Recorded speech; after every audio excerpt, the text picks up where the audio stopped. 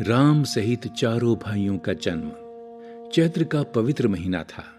नवमी तिथि थी। शुक्ल पक्ष तथा भगवान का प्रिय अभिजित मुहूर्त था। लगभग दोपहर का समय था। न सर्दी थी न धूप थी। शीतल मंद सुगंधित पवन बह रही थी। वन फूले हुए थे। वृक्ष लताओं पर नव पल्लव और कोपलें प्रस्फुटित हो रही थी। देवता हर्षित थे। संतों के मन में हर्ष की हिलोरें उठ रही थी। निर्मल आकाश में देवताओं के समूह आ जुटे। गंधर्वों के दल नाच गान करने लगे। आकाश से पुष्प वर्षा होने लगी। इस अवसर का तुलसीदास जी ने कितना सुंदर वर्णन किया है। भय प्रकट कृपाला, दीन दयाला, कौसल्या हितकारी, हर्षित महतारी, मुनि मनहारी, अद्भुत रूप बिचारी, लोचन अभिरामा, तनु घन श्यामा, निज आयुध भुज चारी, भूषण बनमाला, नयन बिसाला, शोभा सिंधु खरारी। अर्थात दीनों पर दया करने वाले कौसल्या के हितकारी कृपालु प्रभु प्रकट हुए, अर्थात जन्म लिया। मुनियों के मन को हरने वाले उनके अद्भुत रूप का विचार करके माता हर्ष से भर गईं। उनका मेघ के समान श्याम शरीर नेत्रों को आनंद देने वाला था। चारों भुजाओं में अपने आयुध धारण किए हुए थे। दिव्य आभूषण और वनमाला पहने हुए थे। उनके बड़े बड़े नेत्र थे। इस प्रकार से शोभा के समुद्र तथा खर राक्षस को मारने वाले भगवान प्रकट हुए। रानी कैकेयी ने एक सुंदर पुत्र तथा सुमित्रा ने 2 सुंदर पुत्रों को जन्म दिया। अयोध्या के घर घर में मंगलमय बधाइयां बजने लगीं। स्त्रियों के झुंड जहां तहां आनंद में मगन हो रहे थे। दिन महीने भर का हो गया, पर इस रहस्य को कोई नहीं जान पाया। सूर्यदेव अपने रथ के साथ वहीं रुक गए। फिर रात किस तरह होती। इस अवसर पर राजा दशरथ ने खूब दान पुण्य किया। जिसके मन को जो अच्छा लगा उसे दान स्वरूप वही प्रदान किया गया। हाथी, रथ, घोड़े, सोना, गायें, हीरे और तरह तरह के वस्त्र दान में दिए गए। इस प्रकार हर्ष उल्लास के वातावरण में कुछ दिन व्यतीत हो गए। तब नामकरण संस्कार का समय जानकर राजा ने गुरु वशिष्ठ को राजमहल में बुलाया और बड़े विनीत स्वर में जातकों के नाम रखने के लिए आग्रह किया। सब प्रकार से शुभ अवसर जानकर गुरु वशिष्ठ बोले, हे राजन, ये जो सुख की खान है और जिनसे कण कण सुखी होता है, उनका नाम राम है। जो संसार का भरण पोषण करने वाले हैं, उनका नाम भरत है। जिनके स्मरण मात्र से शत्रु का नाश होता है, उनका नाम शत्रुघ्न है। और जो शुभ लक्षणों के धाम हैं, श्री राम के प्रिय हैं तथा जगत के आधार हैं, उनका नाम मैं लक्ष्मण रखता हूँ। फिर गुरु वशिष्ठ बोले, हे राजन, आपके चारों पुत्र वेद के तत्व हैं। आपस में इनका घनिष्ठ प्रेम सबके लिए अनुकरणीय रहेगा। बाल लीला एवं यज्ञोपवीत संस्कार। अयोध्या में चहुं ओर आनंद की वर्षा हो रही है।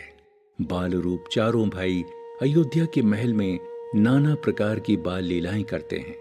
अपने बाल सखाओं के साथ प्रभु खेल में इतने मगन रहते हैं कि राजा दशरथ के द्वारा दुग्धपान या भोजन के लिए बुलाए जाने पर भी खेल छोड़कर आने को तैयार नहीं होते हैं।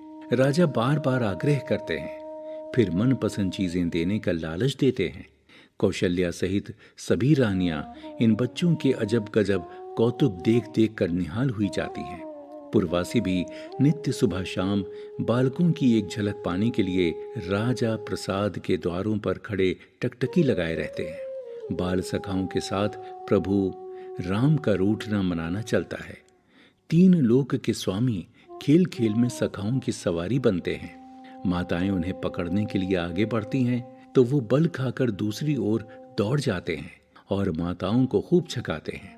माताएं हार थक कर झूठा गुस्सा दिखाती हैं, लेकिन राजा तो धूल धुसरित बच्चों को गोद में उठाकर खूब ठठाकर हंसते हैं, जैसे 3 लोक का खजाना हाथ लग गया हो। राजा अपने साथ खाने पर बिठाते हैं, पर बालक मुंह पर दही भात लिपटाए तथा मुंह में रोटी का टुकड़ा दबाए इधर उधर भागते फिरते हैं। अयोध्यावासी ही नहीं, आकाश से देवता भी प्रभु की बाल लीलाओं को देखते हुए दिन बिताते हैं। इस तरह चंद्र राशि की तरह बढ़ते हुए चारों भाई कुमारावस्था में प्रवेश कर गए हैं। शिशु अवस्था अब समाप्त हो चुकी है।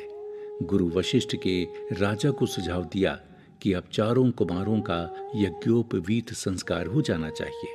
तब राजा बोले कि शुभ काम में देरी क्यों? शीघ्र सब कुटुंबी और नगरजनों की उपस्थिति में चारों भाइयों का उपनयन संस्कार हुआ। चारों कुमार वटुक रूप में और भी सुंदर लग रहे हैं। जनेऊ कराने के बाद प्रभु राम अपने भाइयों सहित गुरु के घर में विद्याध्ययन करने के लिए जाने लगे। चारों बालक जिन जिन गलियों से होकर गुजरते हैं, वहां के नर नारियों के मन उनकी शोभा देखकर अघाते नहीं हैं। स्नेह से उनके अंग शिथिल पड़ जाते हैं।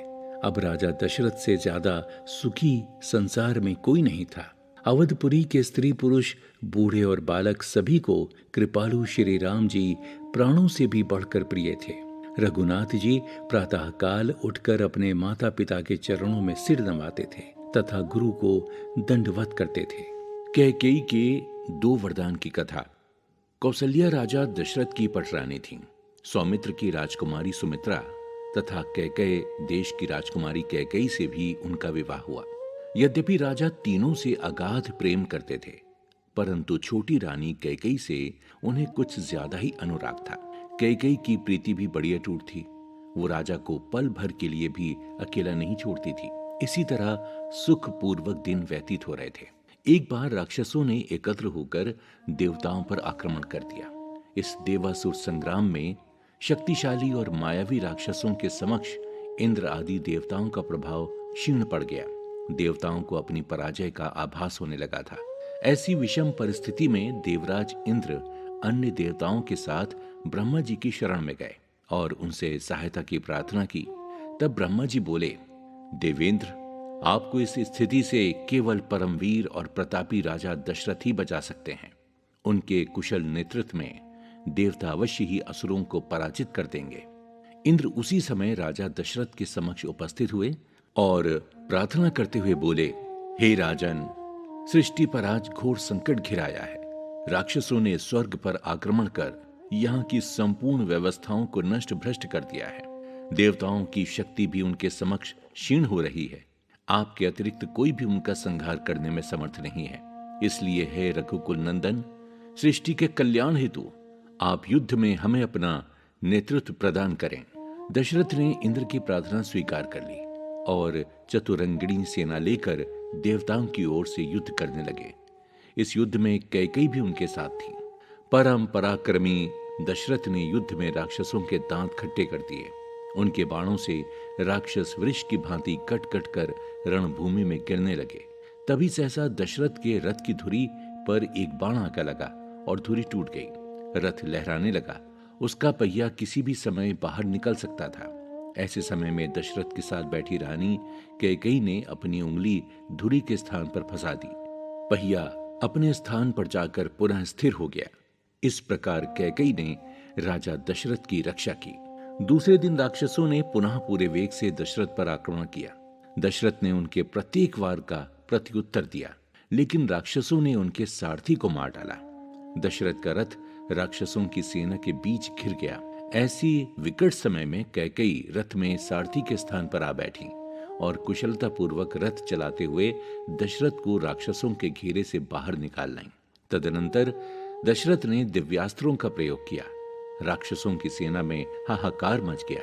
राक्षस प्राण बचाकर भागने लगे। राजा ने उन्हें किसी प्रकार से संभलने तथा अपनी शक्ति को बटोरने का मौका नहीं दिया। बड़ी संख्या में राक्षस मारे गए और जो जीवित बचे वो मैदान छोड़कर भागते बने। देवासुर संग्राम में अंततः देवताओं की विजय हुई। देवताओं ने राजा दशरथ को अमूल्य उपहार देकर बड़े सम्मान के साथ विदा किया। साहसी रानी कैकेयी ने अपनी जान जोखिम में डालकर राजा के प्राणों की रक्षा की थी। इसलिए उन्होंने इस विजय का सारा श्रेय कैकेयी को दिया और खुश होकर रानी से 2 वरदान मांगने को कहा। इस पर रानी कैकेयी ने कहा, महाराज, इसमें मेरा कोई पराक्रम नहीं है। मैंने तो अपना कर्तव्य पूरा किया है। रही वरदान की बात, तो जब मुझे जरूरत होगी तब मांग लूंगी। अभी मुझे आपके सिवा कुछ नहीं चाहिए। मैं तो आपका स्नेह भर चाहती हूं।